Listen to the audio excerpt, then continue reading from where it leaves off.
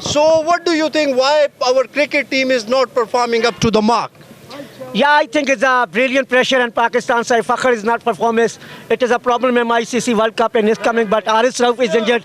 It is a problem in Pakistan side. But Fakhr Zaman sometimes perform very well. He is a good batsman. He normally plays good cricket. But what happened with him? Why he's not performing nowadays?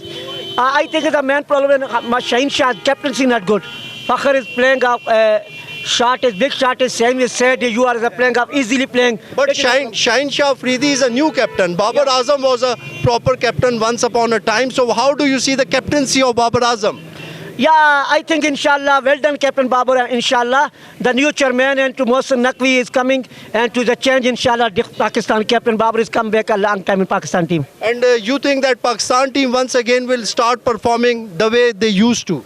Yeah, I think inshallah Pakistan World Cup is inshallah different playing inshallah, and inshallah Fakhr inshallah my hope inshallah is a comeback on batting side, and Saim Ayub very talented batsman. Sabzada Quran is a newcomer in Pakistan well playing. And what about Saim Ayub?